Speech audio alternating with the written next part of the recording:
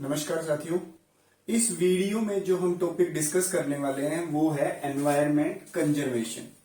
हो सकता है कि आप लोगों में से कुछ लोग हिंदी मीडियम से पढ़े हों, इसलिए उन्होंने एनवायरनमेंट शब्द ना सुना हो। वैसे मोस्टली आप सभी ने ही एनवायरनमेंट कंजर्वेशन वर्ड सुना हुआ है। फिर भी जो लोग हिंदी मीडियम से हैं उनके लिए मैं बता देता हूं, एनवायरनमेंट कंजर्वेशन को हम हिंदी में बोलते हैं पर्यावरण संरक्षण।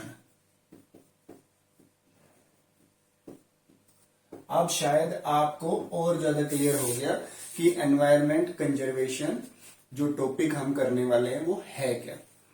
लेकिन साथियों, इस टॉपिक को शुरू करने से पहले मैं 2 मिनट आपको कुछ छोटी सी बात बताना चाह रहा हूं। जैसे आप सभी को पता है कि एक ह्यूमन बीइंग को या लिविंग थिंग को जिंदा रहने के लिए कुछ मूलभूत चीजों की जरूरत होती है। जैसे आपने सुना होगा पानी, और क्या हो सकता है, हवा, और क्या हो सकता है, रोटी। वो फिल्म है ना, रोटी, कपड़ा, मकान। मकान का मतलब घर। आज तक हमने सुना था कि आदमी को इन 3 चीजों के लिए कमाना पड़ता है। रोटी, कपड़ा और मकान अवेलेबल हो जाए आपके लिए, इसलिए आपको कमाना पड़ता है, काम करना पड़ता है। लेकिन आपने अभी पिछले कुछ वक्त से आप देख रहे हैं कि इन तीनों चीजों के साथ साथ आपको पानी के लिए भी पे करना पड़ता है। आपको शुद्ध पानी तभी मिलता है जब आप उसके लिए पैसे देते हैं। जैसे आप फिल्टर वाले से पानी लेते हैं या आप फिल्टर की बोतल लेते हैं। आपकी जो मूलभूत चीजें हैं जिनके लिए आपको पैसा देना पड़े, उसमें पानी भी ऐड हो गया। क्योंकि आजकल आपको साफ और स्वच्छ पानी मिलना बहुत मुश्किल हो गया, जबकि आज से 10, 20, 30 साल पहले आसानी से स्वच्छ जल आपको मिल जाता था। इसलिए उन लोगों को पानी के लिए कोई पैसा खर्चने की जरूरत नहीं थी। और आने वाले कुछ वक्त के बाद जो हमारी आने वाली पीढ़ियां हैं या जो हमारे बच्चे हैं, उनके लिए तो पानी के साथ साथ हवा भी परचेज करनी पड़ेगी। जिस हिसाब से ये प्रदूषण बढ़ रहा है, जिस हिसाब से हम अपने पर्यावरण को अंधाधुंध तरीके से प्रदूषित करते जा रहे हैं, उसको देखा जाए तो आने वाले वक्त में हवा की भी उन लोगों को शुद्ध हवा पैसे में ही मिलेगी। वो लोग क्या करेंगे, सिलेंडर भरवा भरवा के अपना ऑक्सीजन सांस लेंगे। ये आने वाले वक्त का एक मैंने आपको पिक्चर पेश की है। और इसकी वजह हमने क्या बताई, प्रदूषण। प्रदूषण क्यों? क्योंकि हम अपने एनवायरनमेंट को संरक्षित कर ही नहीं रहे।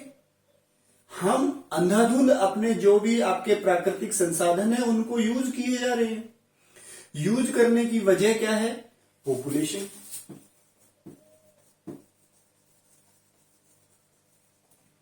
जो जनसंख्या वृद्धि जो एक विस्फोटक रूप से आप बढ़ रही है, उसकी वजह से क्या हुआ कि लोगों को कमाई के अतिरिक्त साधनों की जरूरत पड़ी। और जब अतिरिक्त साधनों की जरूरत पड़ी तो लोग शहरों की तरफ डाइवर्ट हो गए, शहरों में जाकर जीवन व्यतीत करने लगे।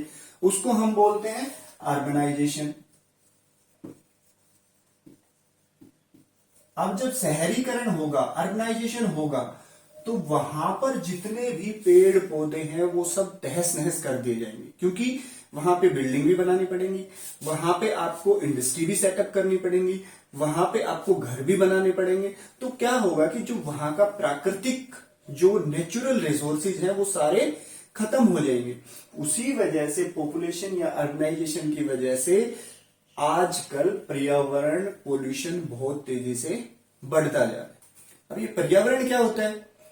पर्यावरण, जैसा कि आपको पता है कि जो हमारी अर्थ है वो बनी है लैंड और वाटर से, पानी और जमीन, इनके साथ साथ एयर, प्लस जो भी नेचुरल रिसोर्सेज हैं, लिविंग थिंग कह लो आप या non living thing.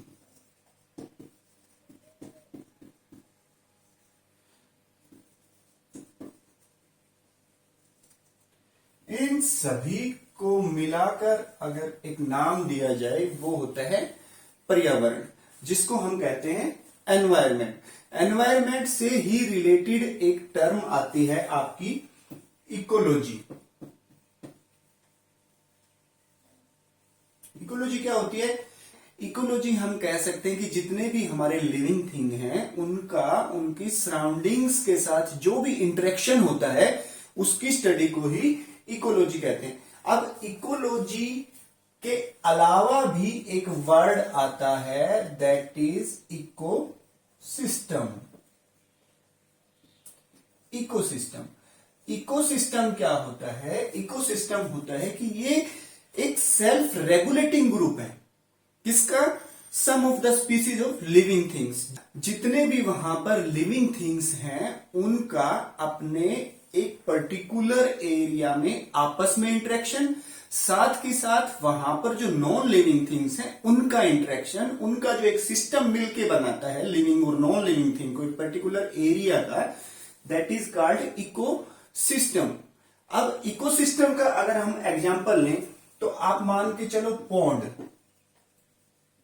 Pond is a type of ecosystem, या आप कह लो डेजर्ट, या आप कह लो वन। ये सब अपने आप में एक इकोसिस्टम्स हैं, क्योंकि वहां पर लिविंग थिंग्स भी हैं और नॉन लिविंग थिंग्स भी हैं, और वो सब आपस में ही लिविंग थिंग्स सारे नॉन लिविंग थिंग या दूसरे लिविंग थिंग्स के ऊपर डिपेंड रहकर उन सब की जो भी जरूरतें हैं वो पूरी हो रही हैं। That's why that is a type of ecosystem.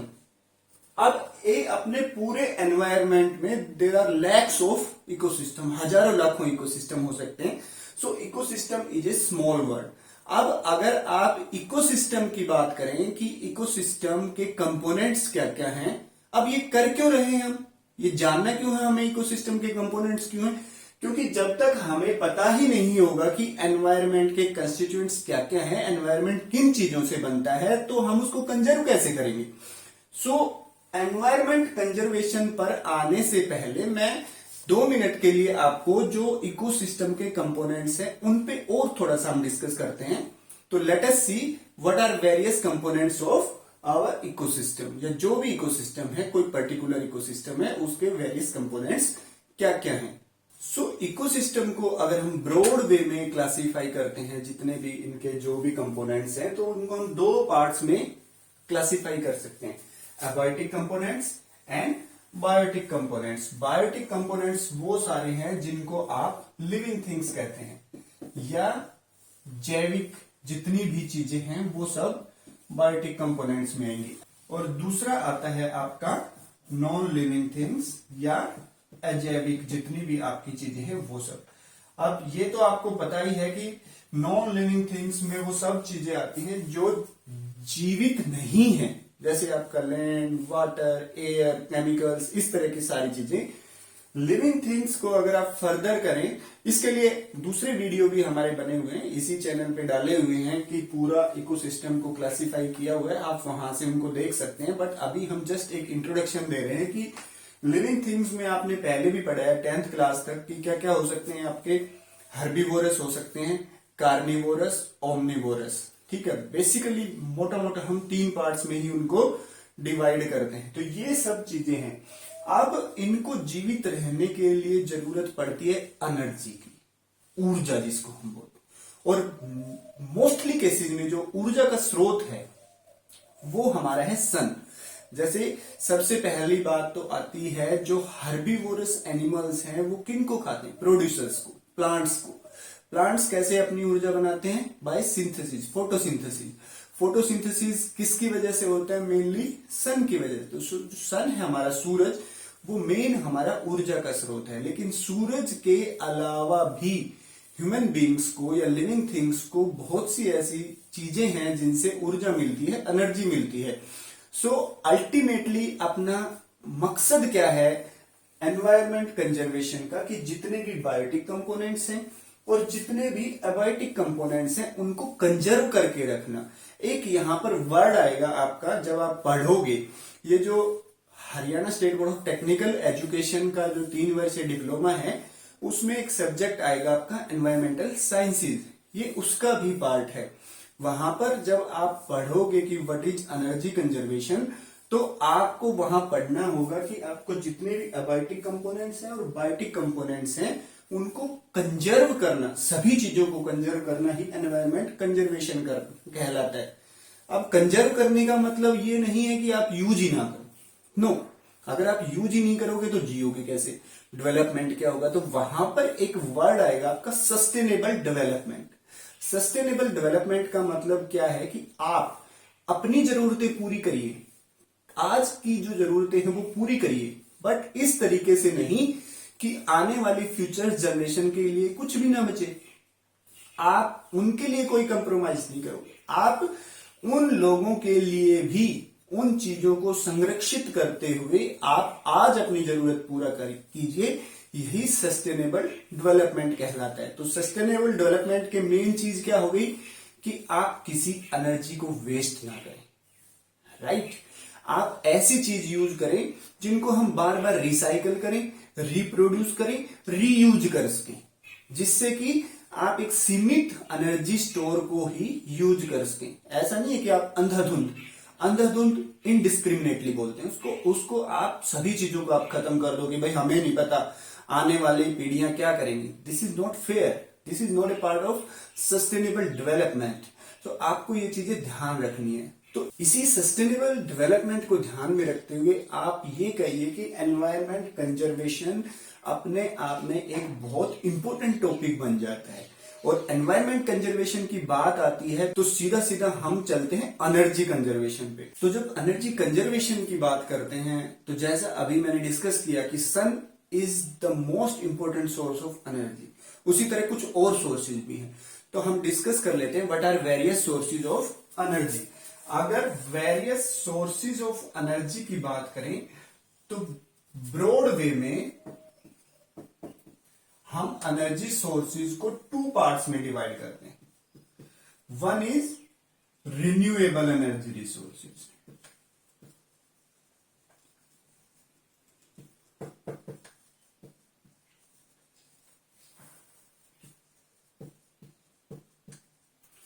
and second part is non-renewable.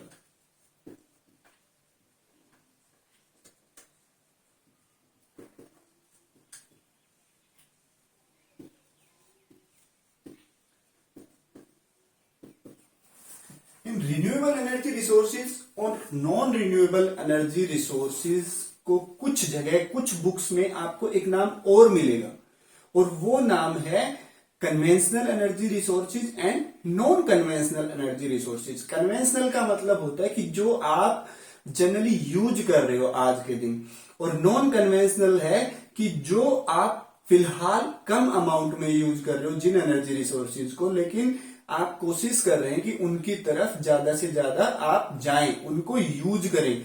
तो यूज कौन सा करना चाहेंगे आप? जो कि रिन्यू हो जाए अपने आप। जैसे सोलर लाइट है, उनको आप कितना ही यूज करें वो खत्म नहीं होने वाली है, दैट इज रिन्यूएबल। लेकिन अभी वो कन्वेंशनल नहीं है, आप उसकी तरफ जा रहे हैं, दैट इज नॉन कन्वेंशनल। सो जो नॉन कन्वेंशनल एनर्जी रिसोर्सेज हैं उन्हीं को हम बोलते हैं renewable energy resources, non conventional energy resources.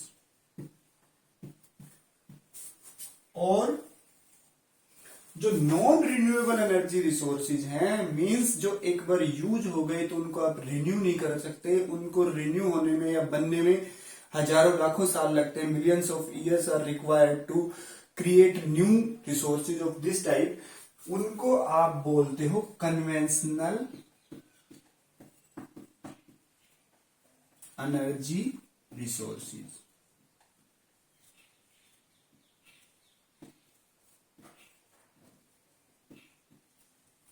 Confuse होने की जरूरत नहीं है। यहां पर देखिए नॉन एक बार ही आएगा, जो नॉन रिन्यूएबल है वो कन्वेंशनल, या जो रिन्यूएबल है वो नॉन कन्वेंशनल। ठीक है, जो नॉन है वो उससे उल्टा है। अभी हम इनके टाइप को डिस्कस करते हैं कि रिन्यूएबल क्या होते हैं, नॉन रिन्यूएबल क्या होते हैं, या यू कैन से कन्वेंशनल क्या होते हैं, नॉन कन्वेंशनल क्या होते हैं। तो सबसे पहले तो हम कन्वेंशनल की ही बात कर लें कि कन्वेंशनल क्या है। कन्वेंशनल एनर्जी रिसोर्सेज वो हैं जो आप जनरली अभी तक एनर्जी प्रोड्यूस करने के लिए हम यूज करते हैं। जैसे कोयला। कोयला क्या है कि आपने एक बार अर्थ से निकाल लिया, एक्सट्रैक्ट किया, और उसके बाद आपने उसको यूज कर लिया। अब आप उसको रीयूज नहीं कर सकते, आप उससे दोबारा बिजली नहीं बना सकते। सो जो कन्वेंशनल एनर्जी रिसोर्सेज के एग्जाम्पल हैं वो है आपका कोल, ये यू कैन से आपने पेट्रोल एक बार यूज कर लिया, डीजल एक बार यूज कर लिया, उसको आप दोबारा से तो यूज कर नहीं सकते, वो तो वहां खत्म हो जाता है। सो पेट्रोलियम ऑयल,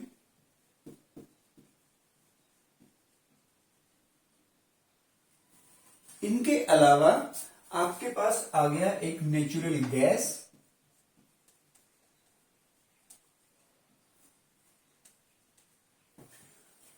इन तीन के अलावा एक चीज और है, दैट इज न्यूक्लियर पावर। सो ये जो चार चीज हैं, न्यूक्लियर पावर, ये सब चीजों को आप रिन्यू नहीं कर सकते, इसीलिए इनको क्या बोलते हैं, नॉन रिन्यूएबल एनर्जी रिसोर्सेज। जब आप इनकी बात करेंगे रिन्यूएबल एनर्जी रिसोर्सेज की, तो ये वो एनर्जी रिसोर्सेज हैं जो खत्म नहीं होते हैं, आपने यूज किया दोबारा से आ गया। जैसे सबसे बेस्ट एग्जांपल है आपका सनलाइट, वैसे ही और एग्जांपल क्या हो सकते हैं, जरा सोचो आप।